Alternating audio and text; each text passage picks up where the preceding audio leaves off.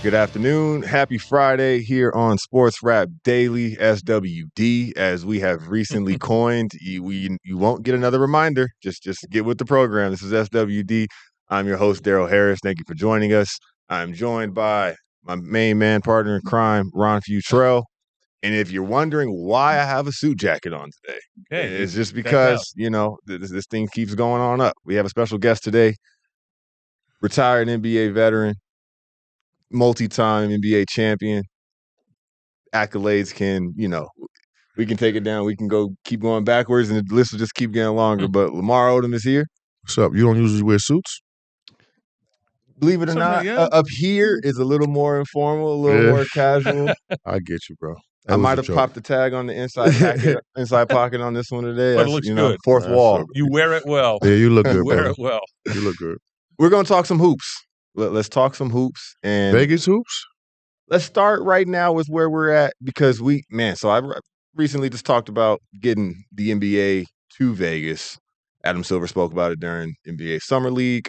He alluded to, hey, we're thinking about it. Vegas is on the list. We're also looking overseas. And that jumped out to me as, okay, wait a second. There's some obstacles. They might be, we might be not in the front of the line in terms of getting some new teams. And it does seem like they are going forward with some NBA overseas. But we had a little convo going about style and gameplay. And we just saw the finals, the Thunder and the Pacers. 7 games, competitive series. Yeah, it was hard to watch. I mean, it was good to watch. I liked it. Too bad. What's the kid on Indiana? Tyrese. Yeah, too bad. Too bad he got hurt. Really was. It could have maybe turned out different. But I kind of when he knew he got hurt, I knew OKC offensively, dribble pass, shoot, probably was just gonna wear him down. Especially, with the style of play that they play. NBA to Vegas. What do you think, Lamar? At some point, could Vegas have an NBA team? That'll be a big, huge move. We're waiting. A huge business move. Well, I think for the football team here, I think they got rules where the players got to live certain miles away from the strip. And I think if you instill some kind of rule, you don't want your players living too close to the strip. I don't think there could be trouble here in this. You're saying a little bit. They don't turn off. Yeah, it would be good to have some safeguards. But I think for the game, business wise, of course, it would be probably the most liquid team, profitable liquid asset. Have to be if. Lakers just sold for $10 billion, then NBA team in Las Vegas would be how much you think, just off the top of your head? I think the bidding starts at 6 or 7. You know what I'm saying? Yeah. So I think business wise, and I know in Vegas they love the basketball here. They treat me like they treat me well here. Hey, you're somebody. But I think the Lakers probably are adopted pro team from people that live in Vegas. Yeah. It makes sense. That would be the one hurdle, is having an identity as a fan base. The Golden Knights have knocked that out of the park. They were good. They were a success. And it also was a time that'll never happen again because their first game was just weeks after 1 October, the big. So we the city met that team at the same time and there was no hockey presence here. So, of course, there's more closely rooted, attached basketball fans to maybe the LA. There's some Clipper fans out here, too. I won't lie. Because that's right. They drafted you. Yeah, they did. They did. You were a stud there playing point. Yeah. I played the point guard. I still always see the game through the eyes of a point guard.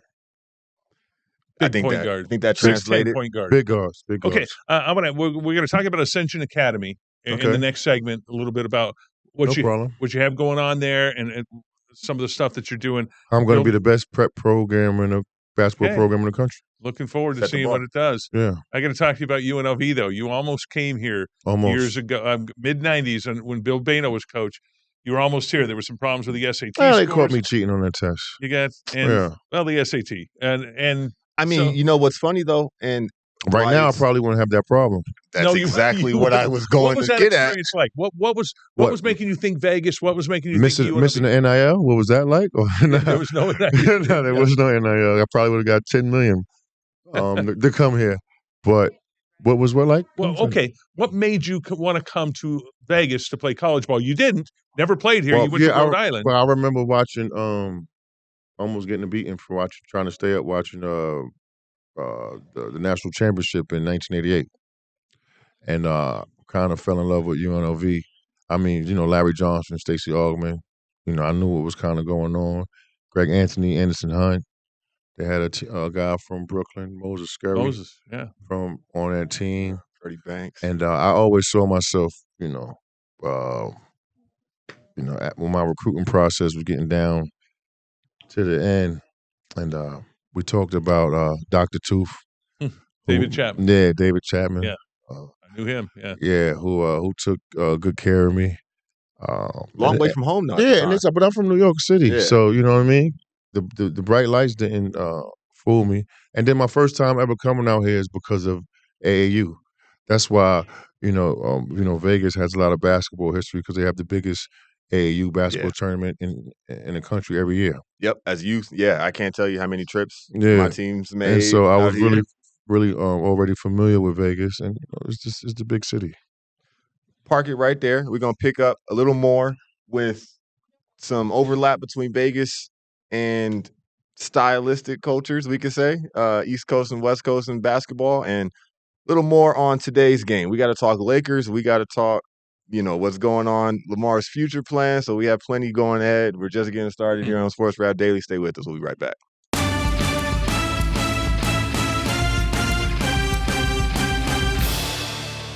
Welcome back here on Sports Rap Daily. I'm Darrell Harris, here with Ron Futrell. You know him. On my right's Lamar Odom. You also know him. He is behind the Odom Ascension Academy. You know him for hoops, and we were just talking about SATs, and now he's in a spot where he's going to... Do kids still need the SAT? It's changing.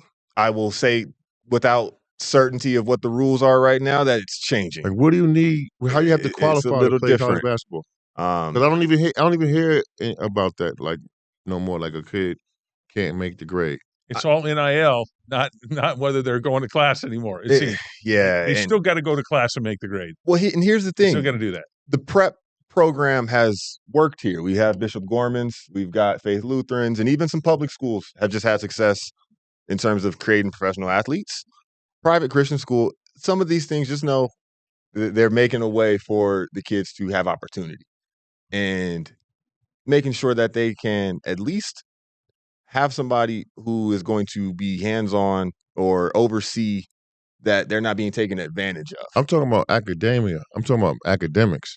Like what could happen as far as academia for them not to be eligible? Not pass grade. I know if you pass your high school classes, of course, like you should be okay, but like how could you that up? Because could you not? You still comes down to you have to get a certain score on the SAT to play NCAA basketball is what I'm trying to ask. One challenge is it's being regulated on the fly. Like there's right now executive orders that have been signed in recent weeks. One of Trump's executive orders is saving college sports, what that means, there's a whole lot of words describing what that may or may not mean. First, NILs kind of took away the academic tie between the athlete and the program, and you're here to be an athlete. We're going to compensate you to be an athlete. Mm-hmm. We'll give you, portions of what you help the school generate. Okay. Some of what I think is most recently is coming in is that, hey, well, there's some problems when this happens because when the kid just comes and goes, we had a quarterback last year for UNLV that, got paid to come and play here after 3 games. There was 3 games left, went to another. There was a bicker. He's gone mid-season. 3 games left? So, in 3 games into the season. So, investors are going to look at that. So, he took their money and ran. It looked like that. It looked like that. It did. What do you see Ascension Academy being? Well, the basketball team and the school. What are your plans for Odom's Ascension Academy? To be top at everything. Just win. Yeah, we'll win at everything. Win in academics. I'm gonna try to put an e-gaming program in there. Oh, yeah. So okay. Because I was fortunate enough to put, me, Kobe Bryant, Kevin Garnett, LeBron James. We were fortunate enough to put all our eggs in one basket and everything work out, right? So I think me, noticing me knowing, not noticing, me knowing the importance of education.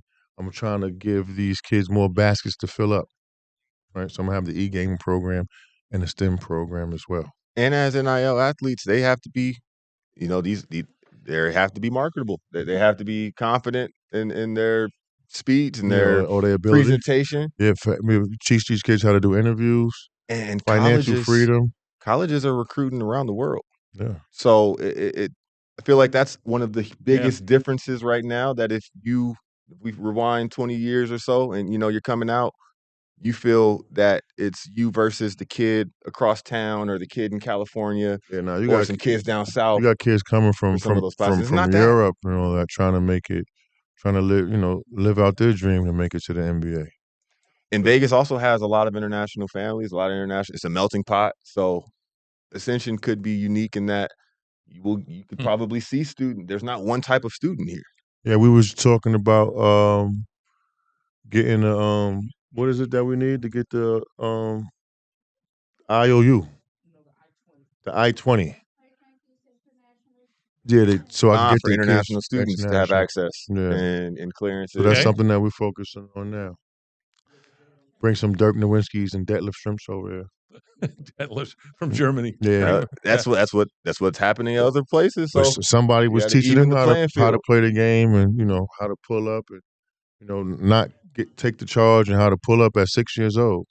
Right. So I'm trying to do the same thing. Can you teach these guys a triangle offense? What do you think? 100%. Yeah? I'm going to teach them the triangle offense. All of my teams, all the teams at Ascension Academy, whether it be boys or girls, will run a triangle offense. That's what Phil Jackson ran. Won 6 titles with the 10 with the Bulls. 10 championships altogether. In total. Certainly with the Lakers, did it as well. We want to talk about that with the Lakers stuff. And hopefully I will bring it back, and these teams will be calling me. About those Lakers. Okay. More after this break. We'll be right back here on Sports Rap Daily, and we got to talk about what's going on in the league right now. Stay with us. We'll be right back.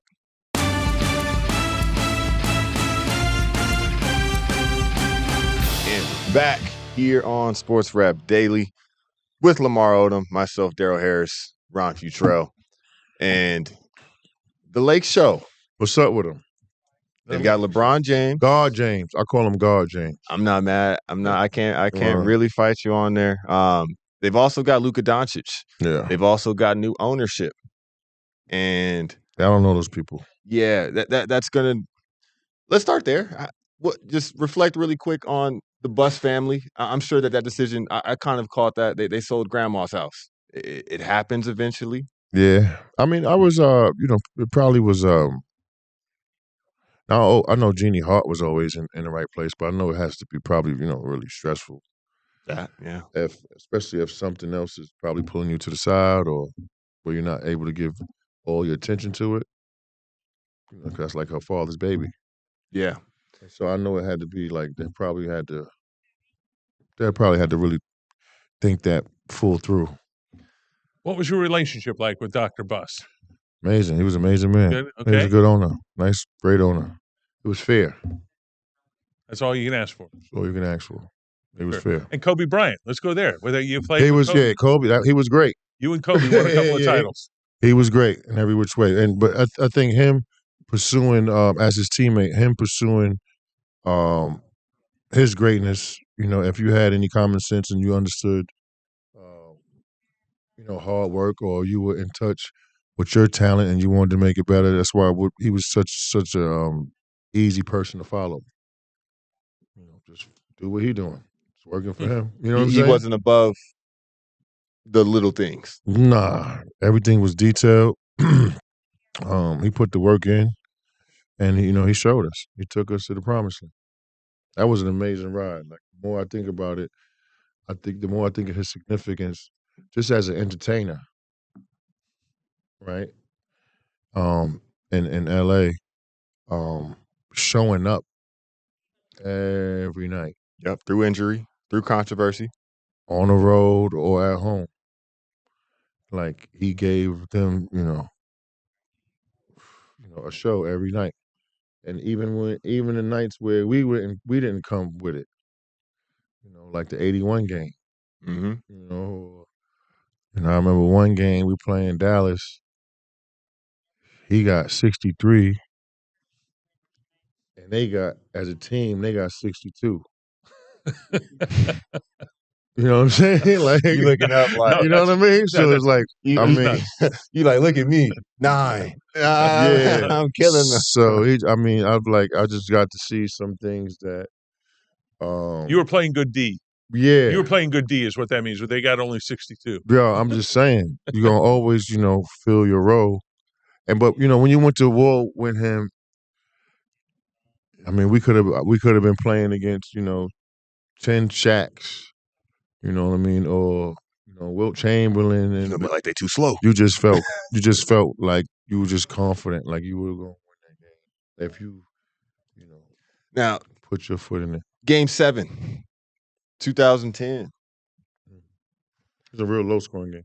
I think it was like 73 or something. Kobe got the triple double. I know. Just triple double, but I know it was hard to get a bucket. That's that Game 7. Yeah, and I remember. It's crazy. I remember because I wasn't the captain of the team, but like we all have roles, and I remember I probably was like the most vocal one before the game. Like when we all came and huddled before we went out there, I was the one like in the middle of the pack, hyping everybody up. And I just remember, I don't know, can I curse here or no curse word came on? No. Sorry, but I remember talking so much smack that there's no way possible that we can let Paul Pierce walk out of here because he's from LA. Yes, sir, the wood. Yeah. So that would have been a whole show. Aside from the Boston. You know what I'm saying? Right. Just I now didn't want to be a part of that movie. On top of that, yeah. You know what I mean? Him walking out of there with the trophy, he from LA. Oh, and I could just remember telling my boys, like, yo, there's no way we letting him. I don't care if you got to fight, scratch, crawl, cuss. No, that was war, man. No way we were letting him win this game. That was a legendary moment. Let me just say, I was a notorious LeBron fan. I was a bigger player, so I just identified with Bron being the bigger guy. Yeah. Anywho, that meant that every single day I got in the Kobe LeBron argument. My best friends, everybody's diehard Lakers, and I'm like, I don't think anything like that. That night, Meta hit the 3. Yeah. Literally, I like slipped. Like, no, he hit it. He really hit it. We won. That's looking at me saying we. Lakers. Okay. Lakers won. Me and my guy ran out the house and hopped on scooters, riding around the community. Yeah. I think some fireworks might have. It's so crazy. It's like, it's they even say that you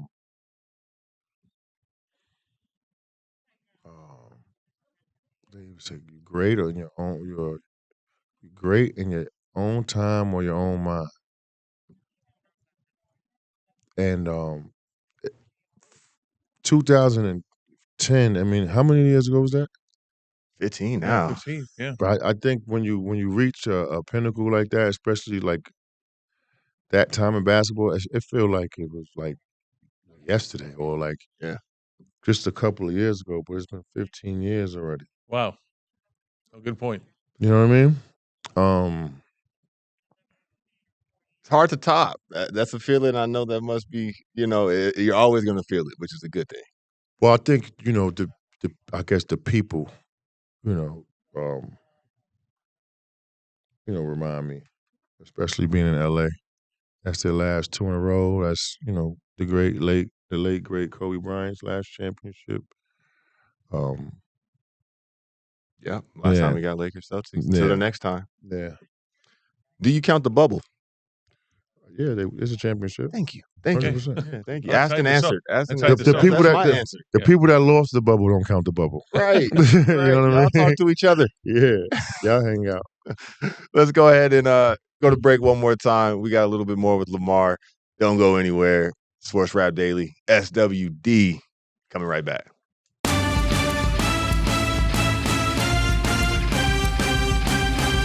And we're back here on Sports Rap Daily with our special guest today on this Friday, Lamar Odom. Man, you're a Laker, of course.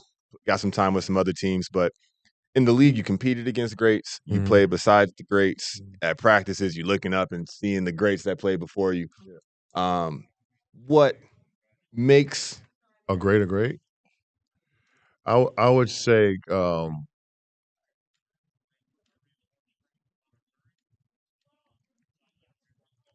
well, they know. Okay. 6'10" helps. Yeah. Okay. I would say, however, your head, your heart, and your mind is connected to what you're doing. And then some of them we can like see it play out. Like good example, like Patrick Mahomes.